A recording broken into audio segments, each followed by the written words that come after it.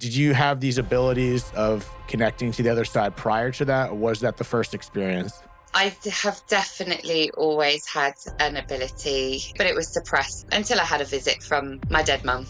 In this world, in this illusionary world, yes, I believe that there is dark entities, which is why it's even more important for us to reclaim ourselves. We all have that ability in many ways. How do you quiet that noise to look within? I want to thank you for taking the time to talk to me. And as we discussed, for anyone listening right now, it's going to be a blended conversation about your experience with loss, that you seem to have had some profound loss in your life, your mediumship, and your journey with addiction. So it's going to be a jumbled in the best way possible conversation about your story.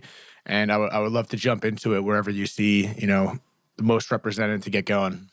Yeah, thank you so much for having me. Thank you. It's a real pleasure to be here and have this conversation with you. I love what you do.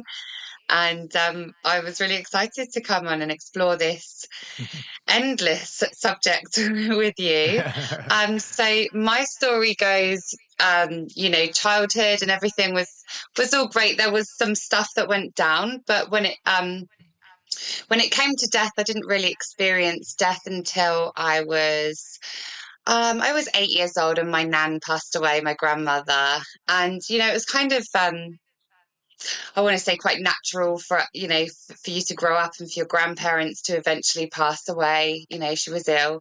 And then grandparents, after grandparent just passed away over the years. And it was sad, it was sad, of course, but I feel like a lot of the sadness was for my parents mainly. And then when I was 26 and a bit years old, my mum was diagnosed with a very rare stage 4 aggressive brain tumor. She didn't do things by halves, so had to go the full whack. And then she got given 3 weeks to live, but she fought and she stayed alive for a further 15 months. So sheer determination kept her alive. And then my stepmom passed away a few years later, and then my dad passed away in 2019. He had struggled with alcoholism for a very long time. He was also a heavy smoker, so he had neck and throat cancer and like blood poisoning and all of the nasty things that come along with alcoholism as well.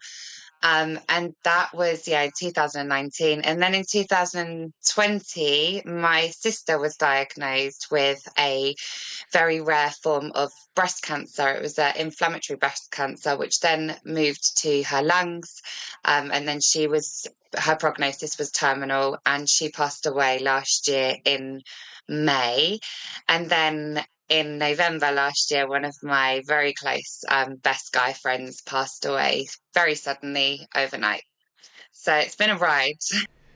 Yeah, so it sounds like you've been through the full boot camp experience of death and grief in your life, and I don't say that light. I don't say that lightly, but I'm sure that has shaped your life in some way. There's a million different angles we can go, obviously individual in each experience, but I'm curious, how is that ripple effect of losing all these people, especially people that are close to you?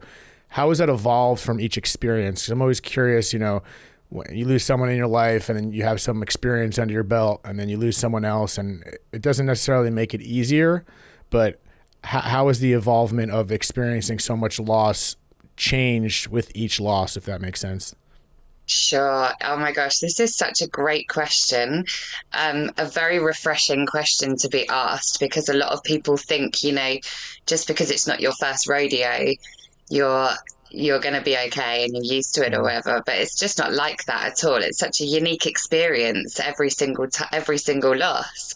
But of course, you perhaps have the opportunity to gather certain tools and equip yourself in a bit of a better way, which I certainly felt with my sister in terms of my connection to spirit. By the time my sister was ill and on her transitional journey, I was far more equipped to to know, to be aware. That didn't diminish the pain of it, though, which was a very interesting aspect, is that no matter how connected we are to spirit, no matter how much we really know, which I do deep down to my cellular system, know that they're still with us, and know that, they're just across a veil that is seemingly invisible to the eye, it still doesn't diminish this human experience that had 36 years with her sister and then had to say her goodbyes and adjust to this world without her. So with mum, it was, it was a dark spiral. Let's call it that. It was a dark spiral, and it was very much alcohol and drugs. It was very much anything to numb, anything to escape, anything to avoid the sheer fear of living life without my mum. And this started prior to her passing away. My anticipatory grief was so severe, and that's when that's when sort of shit went down, really. And so I so I kind of didn't deal with my mum's death really until she had passed away, and until actually she made contact with me. And that's kind of the catalyst that slowly started to turn things around for me. Otherwise, I just wouldn't be here speaking to you. It would have taken something as almighty as that for me to stop what I was doing. I was really, I was knocking on death's door myself. That's how I dealt with my mum's passing, because I just didn't understand this kind of this challenge ahead of me. It was unfathomable to me. I couldn't really comprehend it whatsoever. So I just did what I could to get rid of it. Yeah, And then it came to. Oh, I apologize. So for everyone listening, we're across the world right now, so if there's a slight delay, I promise I'm not trying to talk over her. So please go on. Same. But no, please go on. Continue your thought. I apologize. No. So yeah. Then when dad got ill and he passed away, he was suffering in this world. His my stepmom, his wife, had passed away before him, and he was suffering. So it was kind of different. I was very sad, and I get sad now, but at the time I felt very relieved for him to have spread his wings and to be free from the suffering that I knew he was going through. And then with my sister was, it was a bit of a mixture, really. But in terms of my coping mechanisms and the way that I handled myself and my health and my home and things like that, I was definitely far more equipped. Yeah. Yeah, I think that's a huge point. It does, like you said, it doesn't minimize the pain. The pain, sometimes can be more profound. It can be XYZ, but we do learn these tools about how to go through it and more about ourselves. I think that's one thing that I feel like grief and loss and going through anything challenging in our life brings out. It's not just with the external experience, it's the internal experience that teaches a lot about ourselves and those tools that we're able to use to at least better cope and navigate through the experience. So yeah, I couldn't agree with that more. But I would like to return to your experience. You said when your mom contacted you, because besides how just profound that is, I'm curious before we segue into that, did you have these abilities of connecting to the other side prior to that, or was that the first experience? I have definitely always had an ability, always since the word go. Um, but the way that I was brought up was very mainstream. So that was very far fetched and woo woo and very la la land. That's what I was kind of called. I was in la la land a lot of the time. What I wanted to do professionally as well was very much la la land. I wanted to do singing and modeling and dancing and all of the rest of it. So it was suppressed. So it was there, absolutely, but it was suppressed until I had a visit from my dead mum. Yeah, go on with there. It's not usually an everyday occurrence for most people. So I would love to share what happened when your mom contacted you, how it went down, what you felt. Give us all the juicy details. Of course. So I had found myself homeless. I had exhausted all means of borrowing money, and I ended up meeting this guy and going and staying with him because I had nowhere else to go. And so I went and stayed with him, and we carried on the party. Lots of drinking, lots of drugs. And then getting these I was getting these signals and these messages, and it would either come through people, or it would come through the TV, or I would just sense it. You know, a lot of this stuff is so difficult to explain in words, especially when it's over such a long period of time.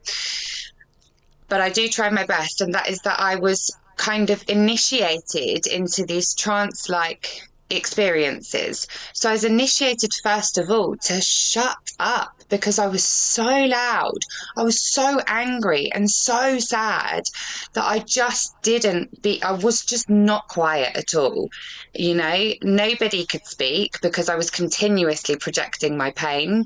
I wanted the world to press pause and sit with me whilst I mourned this wonderful woman. And I went into these like silences where they being spirit were making me listen. So I was really being told to quiet and write down, and I would literally be sitting on the sofa with people, and then I would find myself just moving to the floor and laying down with my eyes wide open, really quietening my mind and just having a very, very soft breath. And as that happened, these trances went on, and all of the people that were around me at the time were kind of a part of it. Whether they knew or they didn't know is still questionable to this day, 10 years later. But they would take themselves out of where I was living. I was living in a caravan at the time, a static caravan. And they would take themselves out, and then she would arrive, and I would actually hear the wheels of her car pull up outside and the stones going. And then I would hear her come in, and all sorts of different things happened. I heard her get angry. She slapped the leather sofa behind me as I was lying down there. And these are all things that sometimes they'll do. You know, I'm divinely protected. I know I am. I've worked with darkness, and I work with the light. But these are all things to see if we're okay, if we can accept it. Like, what level of, you know, quote unquote scariness can we handle is going to depend on how much they can come in. Because man, it doesn't matter whether you love your past loved one, whether you want them to come through. Wait until they actually come through and speak in your ear, and see if you don't poo your pants, because it can be quite frightening. Even if you love them, they're in spirit world, and we're not used to that. We are human bodies. So there was a lot of like weaving me into this, but then it got serious because I was doing so much gear and I was drinking so much. And in the end, she came at me and was like, if I need to, like, there was a particular song. I'm very connected to music. If you're connected to music, you kind of will just get this already by the time I say it. And it is one of the fastest ways and the most direct ways that spirit can communicate with us. And that is what she did. She came straight through, and there was this song. If it means that I have to start the fire, then I will. And boy, did she start the fire for me. I met with the devil. I met with God. I met with myself. I had to sit and watch my own behavior. I was told about addiction, what addiction was, and I was messing with the devil. If anybody knows what a cocaine addiction is, they'll know it's almost the closest thing to the devil that you can get, right? It was kind of scary, but that was the start of it, and from then it's just been beautiful. Like, I can fully embody a spirit. I've been able to embody my mum's best friend for hours and hours so that they can spend time with each other. Like, it's led to that. We're talking, you know, years later.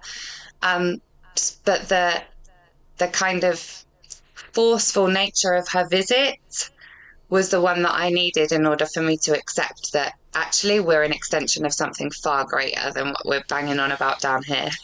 Whew. Yeah, I don't know what the hell we're banging on down here, but in regards to that experience, so I know you explained it a little bit. Was it was it extremely visual? Because you said you saw her, you heard her. It seemed like all your senses were kind of stimulated. So was it, you like, did you see your mom? Was it a knowingness? Was it, and when you talk about these other spirits and entities like the devil and God and this or that, did you see it or did you feel it? And was it a knowingness? What was that visceral experience? Okay, so it would come through. So there's different channels that we have, right? So the first thing was that I heard her, and it was channeled through, it was a song, but it wasn't lyrical at the time. It was so I could make out a message that she was telling me through a song, but it perhaps wasn't lyrical. There might not have been lyrics to it. It was a melody, and it just comes through. It's like a channeling of a frequency, their frequency to ours. So they lower their frequency as we raise our frequency, and that's how we can meet and we can connect. And that's what was going on. I was able to raise my frequency by silencing my mind, by silencing myself, by moving into a trance-like state. And that's when I first heard her. So I heard her. And then I remember my first interaction with her, which was a hug that she gave me through someone else. So it was a friend of this guy that I was staying with. They were best friends. She was a female. She came in and she started talking about TK Maxx. TK Maxx is a store over here. And that is where my mum had her first seizure that then sent her into hospital that evening to be diagnosed. And my mum loved TK Maxx. Boy, would she shop there for hours. It was so boring for us as children, but it was the one significant thing that I knew. And then all of a sudden I knew that she was in her, and she said, "Can I come and sit next to you?" And I was like, "Yeah, you can come and sit next to me." And she said, "Can I give you a hug?" And I was like, "Yeah, you can give me a hug." And I knew it was her. And then when she removed herself from that particular space, she was then back to the person that she was, which I won't name any names, I never do. But so if they, that she'd shifted. And then and then when I heard her slap the sofa behind me, I didn't see her. I just heard it and I felt her behind me, like you would if I was sitting behind you and I slapped the sofa behind you. You would know that it's a hand, you would know that it's a person, but you didn't necessarily see me. It was like that to begin with. And now I can literally morph into her if I stare in the mirror long enough. So, but Oh man. it's still quite scary. Yeah, so many questions. So in regards to that embodying and like your friend that came and you said you knew it was your mom, how does that work for the other person? Would the other person, if that's the case, do they give permission for it or they just get taken over? Because that those are two different sides. How does that work? There is absolutely great question. And yeah, it's ultimately an invitation or permission. And this is why people shouldn't mess around with it, because if you do not know how to do that, you will open yourself up to anyone and anything. Because there's a lot of loved ones up there that want to come through. There's a lot of people, spirits, and dark entities that want to come through us, And so yeah, permission is absolutely necessary. Consent is necessary. Invitation is necessary. And the first time I did it, my friend and I were working with plant medicine, and we'd kind of we'd done our studies and we started to like work with plant medicine every so often, not on a regular basis. And this was a particularly potent time. I don't know whether you know about Lionsgate on the 8th of the 8th. It's a giant portal for spirit realm and earthly realm to connect. It's a big open portal, and we did it around then. And you release quite a lot of the ego, at least sort of for the entirety of your journey, whilst you are journeying with plant medicine, if it's done in the correct manner, if it's honoured in the correct way, which it always is under prayer and intention.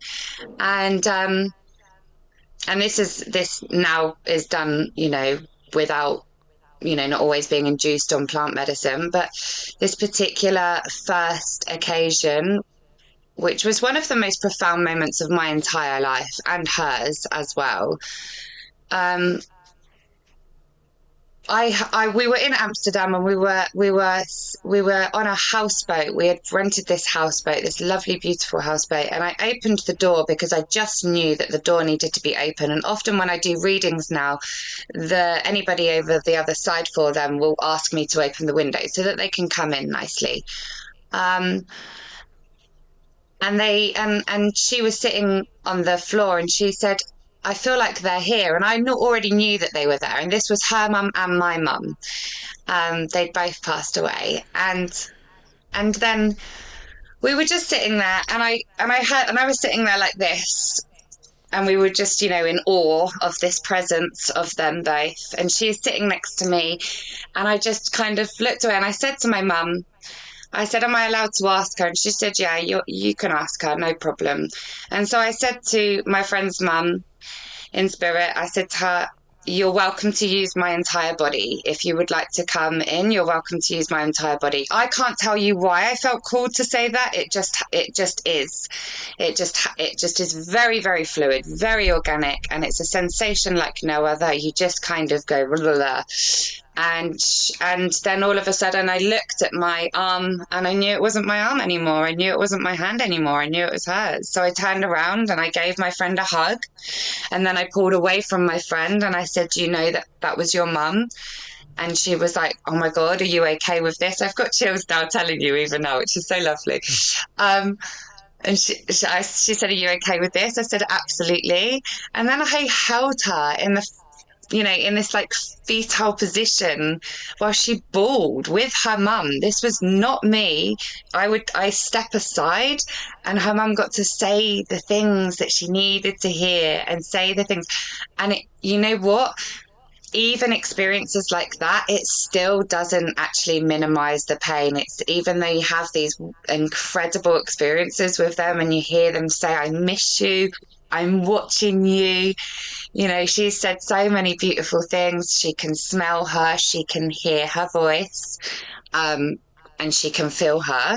And this has happened several times now. We've done this, several times. And my friend's mum is one of my, she has my absolute respect. Like, I'm so honored beyond belief. There is nothing to me that means more than giving someone something like that. I've been in the middle of a rave or a festival before, and someone's dad will come flying down and come and say, please go and get that person, give them a hug and tell them this. And I'm like, this is just so beautiful beyond words. Yeah, it's literally the movie Ghost. I don't know if you've seen the movie Ghost with Whoopi Goldberg and Demi Moore, Patrick Swayze. It's exactly that. That's exactly what it's like. Embodies these people. But I'm curious for you. I mean, I have so many questions. I'm going to try to take mental notes as I go on, and I might get skewed away. But when you're in that state and someone takes over your body in that way, like you're saying, and you kind of give it up, are you still conscious? Do you still feel in your body? Because you mentioned something like, oh, it's not my arm anymore. Like, where are you in that state? Are you able to snap out of it whenever you want, if you don't like it? Like, what is going on with you while someone else is inside of you? And I never thought that was a sentence I'd ever say. I know, it's so funny, isn't it? I'm so used to it now. I don't, Of course. I think you filter it when you begin to tell these stories, you filter it. And now I've been through, the mill, I say, I've been through the mill, and I don't have any time or energy for filtration anymore when it comes to the truthful experiences that I've been through. Please. And so, yeah, what I do is I hover. It's like a hovering, basically. I just step aside. So that's my spirit, right? This is just a body. To the point that you make about, when I'm ready to be done, sometimes they're not done. So I've actually sat and had a bit of a to and fro between my friend's mum. This one occasion, she wasn't ready to leave her. She just wanted to spend time with her, and she's like, you get to spend time with her all the time. I want to stay. And I was like, absolutely, of course you do, of course I do, absolutely stay. But then sometimes after a while, I'm like, okay, I want my body back now. Like, it is exhausting beyond belief. Of course it is, but it's emotionally exhausting as well, because you really feel what they feel. So you have that whole experience, because we're somatic imprints, right? We're energetic people, but we are really like feely people. So when I've had all of that experience of this mother absolutely loving her daughter, and that feeling it stays. but it's not me. It's just that my body has experienced that. So I can, Mm. yeah, I can jump in and out basically. When they've got their consent, they fully come in and I just step aside. I want to know if you've ever experienced anything like this or No, nothing like that. I mean, I've been touched up a couple times on some substances. That's the closest I've gotten, but I haven't I haven't had any experiences like that. And it's interesting. I got a message from I wish I had it like ready on deck so I don't butcher it, but I got a message from a woman on Instagram that I still haven't heard from her since. So like that's why like even after I responded, it made it even more like curious as to why she reached out. She sent me a voice note. She's like, "Hey, I just want to let you know that I have these. I'm a medium, but I don't do it for pay. I'm not asking you for money. I have other things that I do, so it's not even like my main focus in life. But sometimes I get these messages and I feel the need to say them." And she had some kind of message from my father. And again, this is not an embodying thing. He just triggered the thought. But she said something about that my curiosity is my greatest gift, and I have to really continue to lean into my curiosity. And the reason she said that is because she did mention something that I've talked about openly also, and also have always felt, I was like, how come I haven't had these experiences? I've always tried to tap into it. I feel like I'm very open-minded, this, that, and the other. And I still was curious as to why my dad hasn't come through in a profound way. There's been some ways that I bring up, like, I feel like it was him, but it wasn't a no doubter type situation where I could be like, that was it. And she said something along the lines of, due to my curiosity, she said, if he's according to her, my dad is saying this to her, that if I reveal myself or came to you, then you would have stopped seeking. You would have stopped looking and looking and looking. And when I do come to you, it's going to be a no doubter. It's going to be profound. He's like, just keep doing what you're doing, essentially. And when I do come to you or XYZ, you're going to know. And so that was just an interesting message to get from a stranger that, again, didn't ask for money for anyone else, like warning about that aspect. Her Instagram, or she doesn't put herself out there like that. She never responded to me, which was even more interesting. So she didn't like do a follow up. It was as if she just had to give me this message. And it kind of, it made sense, yes and no, even though I'm like, if he did come to me, I feel like I would have continued to seek more, but maybe not if he did it at a certain time. Maybe I'm in a better position now to continue to be curious if he did come through to me. But it was just a fascinating discussion, fascinating thought that I got like an explanation through this random woman that I still haven't spoke to about my dad explaining why he hasn't come to me.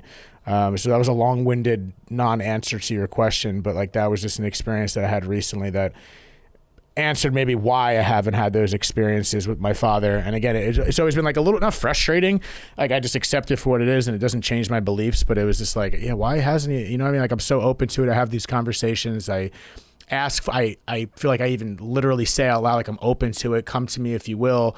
And perhaps there's different methodologies to go about it. And also part of me based on that answer, I'm like, I just got to trust the timing. You know, I think some people get messages like maybe you have for certain reasons because it was needed or it just was universally timed well, and maybe mine isn't there, and I'm okay with that. But I was always just curious as to why. And then like my second side of my brain, even though I believe in this stuff, I resonate with these things and I personally believe it. I'm like, then it leaves a small little window for, okay, maybe it can't happen. Maybe it is all BS, or maybe like the connection doesn't happen, even though I've heard all these stories and your stories and I still believe it. But it's like, I think, you know, a lot of people ask for evidence and want to know, and the people that aren't believers, they want that proof, but I think the proof isn't necessarily scientifically there to prove it. It's just experiential. And again, I haven't had those experiences. I haven't had that. And I feel like I've done a better job of letting go of the fact that I haven't had those experiences, unfortunately, or fortunately. I don't know if it's fortunate or unfortunately, but I guess time will tell.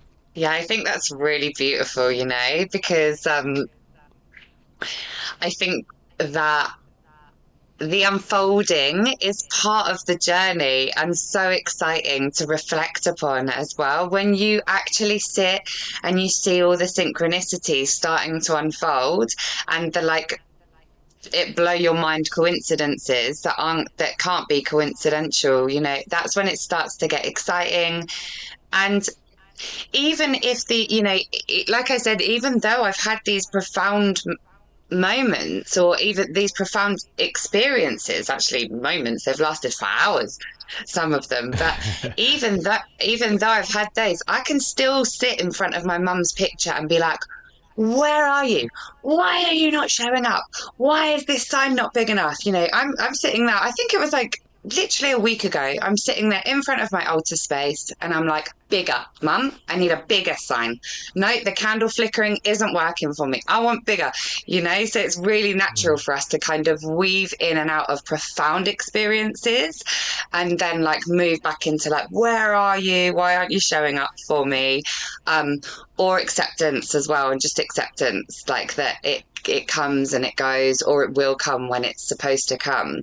But what's interesting is that you have, the synchronicities already, like we're having this conversation and that I'm on your Right. podcast right now having this conversation with you. So even that is an opening in itself for you personally, as well as this conversation for the collective as well, because there may be many people that sit and watch this and be like, what a load of tosh. No Yeah. problem. Like I hear this a lot of the time, but a lot of the time, as we evolve and as we grow collectively, we are leaning in towards this being far more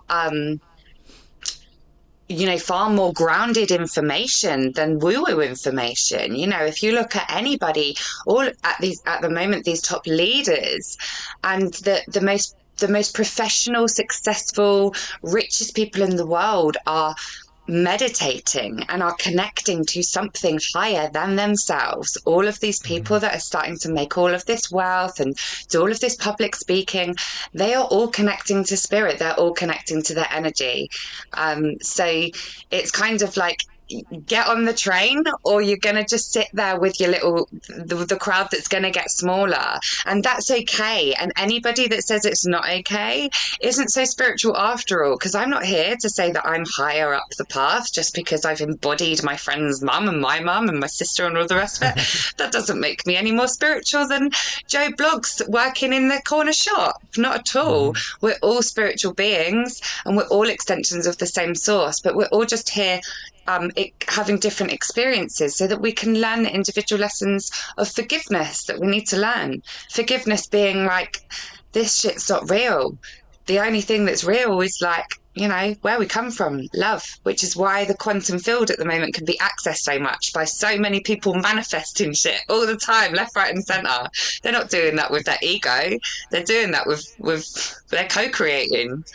Amen. Yeah, I had this conversation recently. I feel like there is a little bit of a conscious shift right now. I think we're kind of maybe getting back to the idea of tapping into that and asking these more existential questions and wondering where we came from and tapping into that. I think maybe there was a little pause in that in society, at least maybe in Western civilization, and it's fascinating to see the things that are happening right now. And I have noticed it just based on the conversations, and we're seeing more mainstream ideation about meditating and all that stuff, and that might be able to connect us there.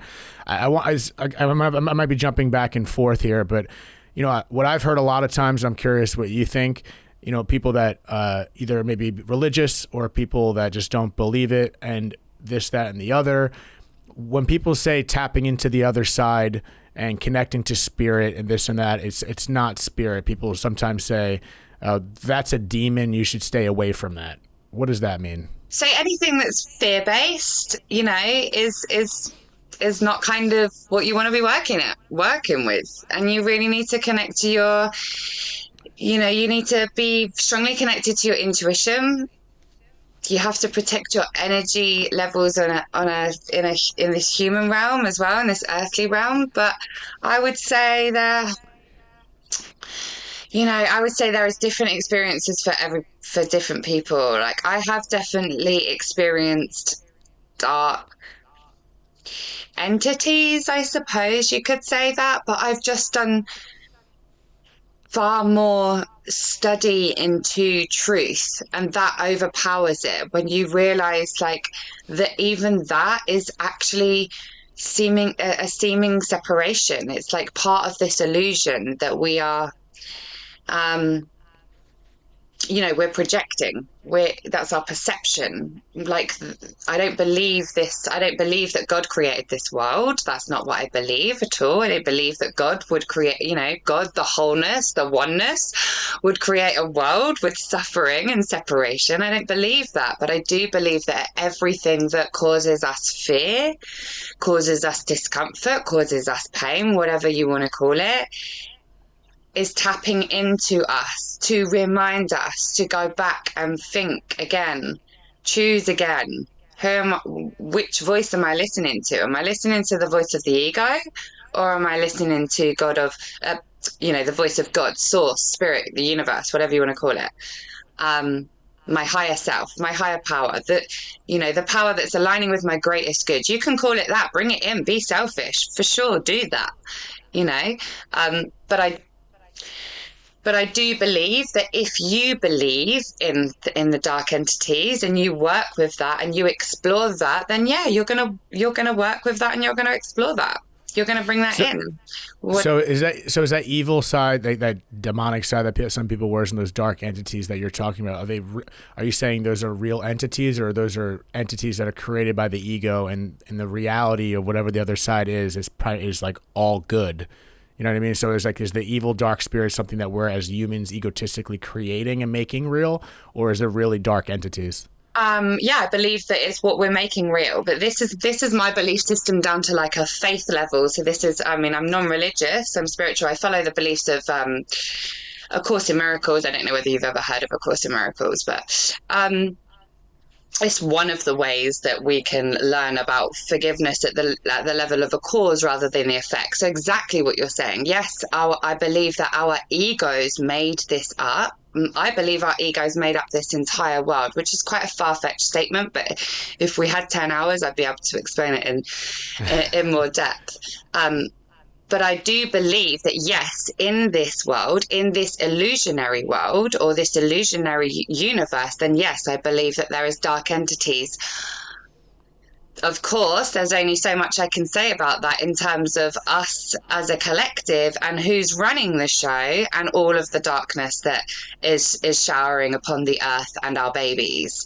And that's, all I can say about those dark entities. But yeah, for sure, we're working with them too, which is why it's even more important for us to, reclaim ourselves. I've always been a bit of like I was an anarchist, and I've always been a bit rebellious against, government ways of doing things, mainstream ways of doing things. I will not believe anything that's on mainstream TV or anything like that. I don't have a TV in my home. It's not what we do. Um, and I believe that there is a darkness that you can feed off, because that's what they'll do. They'll feed you. And it's in very, very clever ways as well, right? There are people that are supposedly good because they're talking about the things that need to be spoken about, when actually that is the whole idea. It's trickster energy coming from these demonic entities. It's trickster. Yeah, and that's what I've seen multiple times in like the comments section, and it's funny. I always have the response, because when I talk to mediums or these conversations come up in regards to connecting to the spirit world, people make a comment, "Oh, that's the demon. That's a demon. That's a trickster." And I always make a joke, "Oh, it's like a very nice demon." But then you're also talking how it is trickster. So then, how do you decipher if you're saying like the evil entities or these bad energy, whatever it may be, is using deceptive ways by saying things maybe you want to hear? So how do you decipher between something like what you're saying into what's not demonic and what's this, that, the other? Because, for example, not to use you as an example, but let's work with that. Like, you're saying very amazing things that resonate with me, and I buy into it. I love it. It's all positive, and I think it's all healing, this, that, and the other. But based on what you just said about the evil entities using trickster ways, wouldn't they be saying what you're saying? Well, they would be a little bit more famous than me, a Okay. little bit more wealthy than me to begin with. Okay, that's fair. And there would be an H here and a D here. Yeah. um, So yeah, you could do, and that is why it is so important for us to connect to ourselves, to connect to our intuition, because you'll Mm, know, because you'll yes, know. I like that. And that's how we have to, that's how we reclaim our sovereignty as well, is to bring in both aspects of it. Yeah, I think that's a great answer. That makes sense. I think we kind of lose touch with, yeah, and again, trying to like wrap it all together in regards to, especially when you're in a vulnerable situation, going through grief, going through whatever the heck we're going through. It's like we're very vulnerable. And, you know, I think maybe we can lose sight as to what is us, what is our intuition, what do we believe, what do we feel, and we get kind of convoluted, maybe reaching for help, and we don't know if that's coming from myself or is it coming from you. So then it goes back to what you were saying again, listening to what you're saying, it's like when you started finding more silence and kind of not being so loud either internally or maybe with like the external factors, when we can find silence and that quiet and kind of shake off all the excess, if you will, then we could truly start listening to ourselves. Because I'm a big believer in that, like we have like it all really comes from inside. I feel like we could all tap into that, whatever that may be, if that's just us or just spirit, whatever you want to call it. I truly feel comfortable with thinking like it's all inside us. We just got to quiet our minds, quiet our hearts, and tap into that. And I feel like that's kind of what you said. Correct me if I'm wrong, but how do people do? How do you do that? How can you relate what you do without perhaps having the same abilities to go that deep? Even though I do believe we all have that ability in many ways. How do you quiet your mind? How do you quiet that noise to look within? My best bit of advice here would be to try and not like make it something that you're carving out time for, but rather um, a training. It's like a mind training. Like you, if you wanted to, I always, I always use flexibility because I teach flexibility now, and I never was flexible. I wanted to do the splits. How did I do the splits? I showed up time and time and time and time again until it was second nature for me to drop into the splits. And that's the same with our brain. There's no way we're going to quieten our brain all the time just by setting aside 1 hour a day or 10 minutes a day, or however long. It has to become something natural that you're implementing all the time. Um, I'm very inspired by the work of Richard Rudd and the Gene Keys, and he really encourages us to pause, like to pause often and to slow down our breath. That would be another one of my greatest bits. Our breath has the answer to it all. Like, if there was one bit of advice or bit of mastery that we could ever accomplish on this earth in order to elevate and grow and develop and connect, is breath.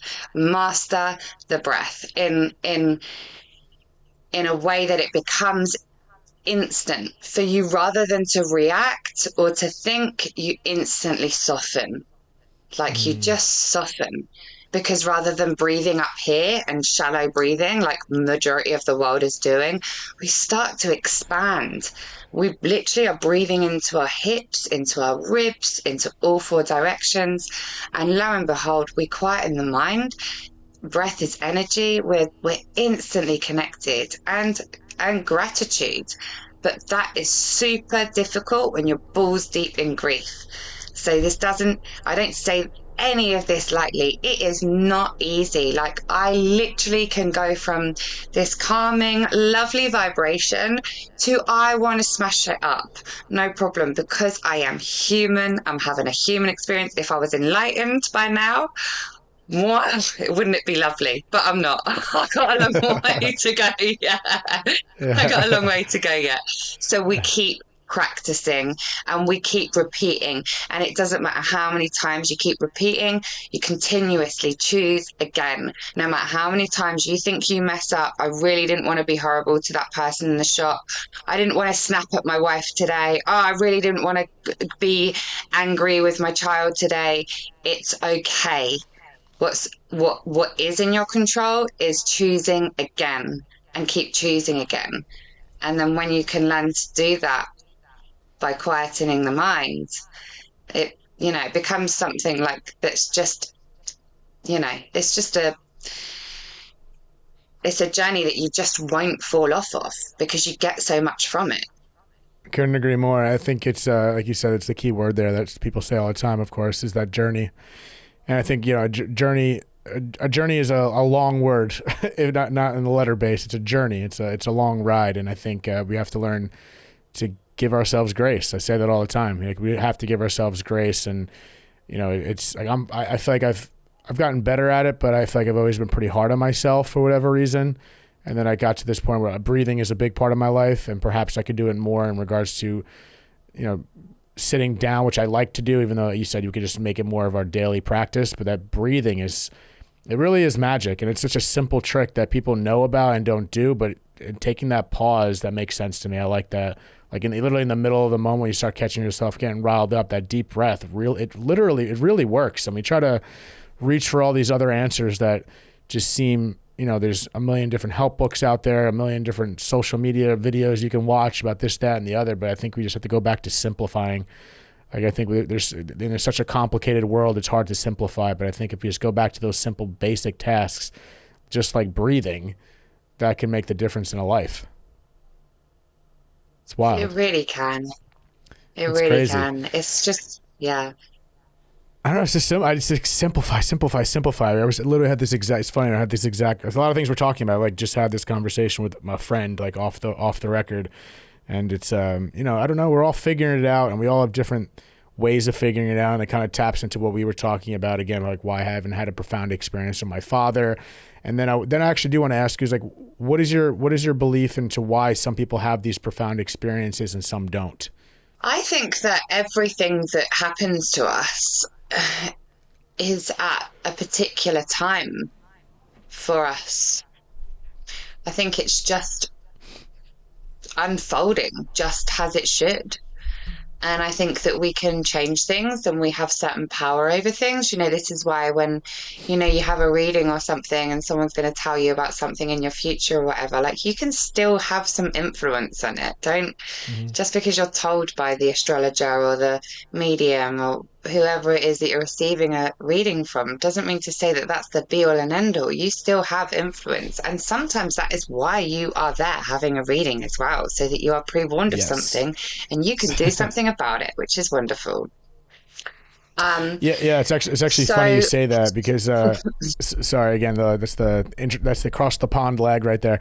I had that similar question and thought in regards to our conversation with the people on my podcast, these psychics, that when people hear someone say a psychic, it's like, oh, that's what's going to happen. But I questioned her, as you kind of just brought up, and it was that same thought. It was like, okay, yeah, maybe they may, and then maybe that was going to happen. But if it's something that you don't like, it's like maybe the purpose of this saying this was to have the time to change it and do something about it. And that's the reason why you're getting this message. So it's like that's still that free will there. And that's why we go down the whole rabbit hole of beliefs. I feel like things are happening for a purpose, and maybe we're predestined, but also we do have the chance to still change it. So I think it's like the perfect blend of free will, and maybe some things are already aligned for us. I think it's a middle ground.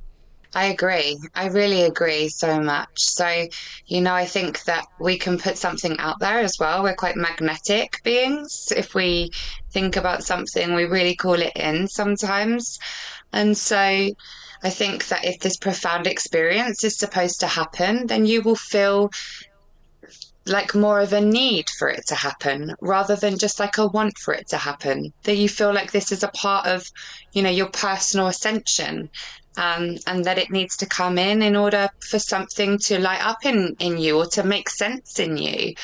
So I think that is all got part to play in it as well, is our intention as well, and our openness to being to bringing it in, to bringing more of it in, and to remember that it doesn't need to take over.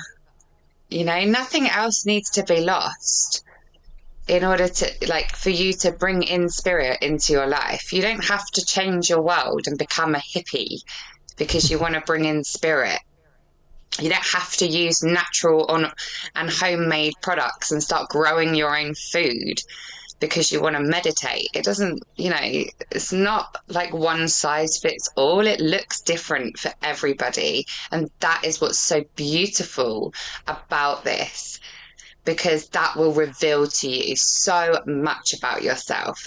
If you are angry or you are resentful towards other people for living the life that they do and the way that they do, that is something that you need to look at rather than them.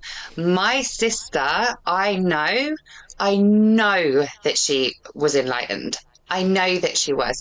Out of her kindness, if you looked at her life, she was the like matrix mainstream, she did the chemotherapy, she had the Diet Coke in her hand, she absolutely hated plant-based food, didn't know what meditation was, had the news on the TV screen, but that woman was the kindest, most caring, thoughtful person, generous, selfless.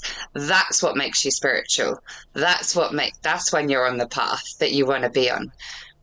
Yeah, when you're being of service to others, boom, then you've matched your energy into like holy shit.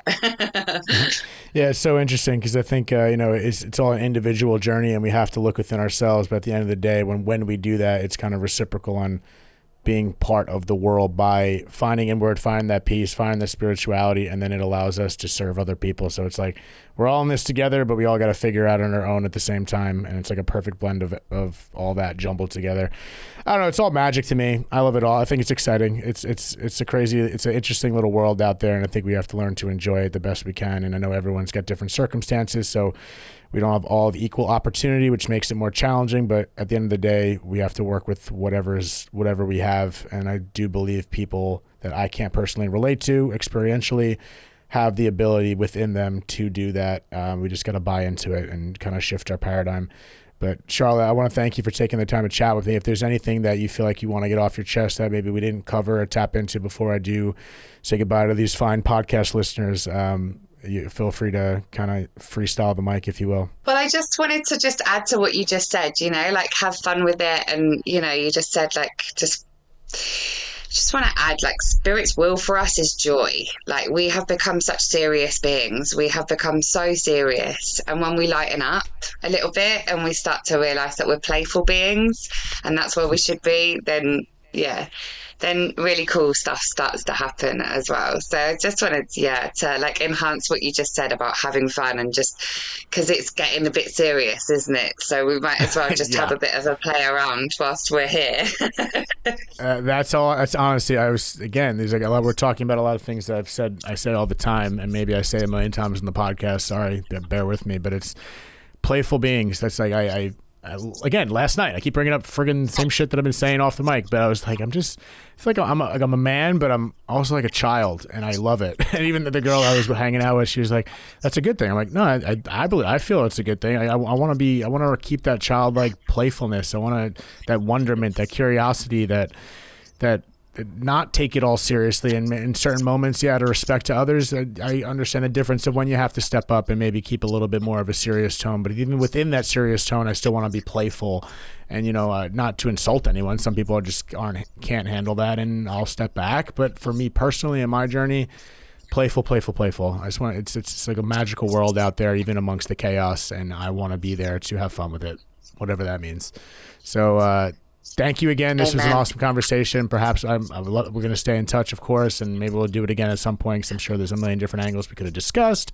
But this is a little taste for a little bit of you and our conversation, and for everyone that's been on part of the show. I want to thank you for tuning in, and hopefully you guys continue on this journey. And Charlotte, I really appreciate your time. Thank you again. Thank you so much, David. Thank you. Thank you so much for tuning in to another episode of Dead Talks. Please do not forget to hit the subscribe button and also the notification bell. That'll give you updates as to when we post a new video, more episodes, and more content in general. We are streaming on all the major podcast platforms, including Apple, Spotify, iHeartRadio, Pandora, and all that. And also find us on Instagram at Dead Talks Podcast or www.deadtalks.net. Thank you so much.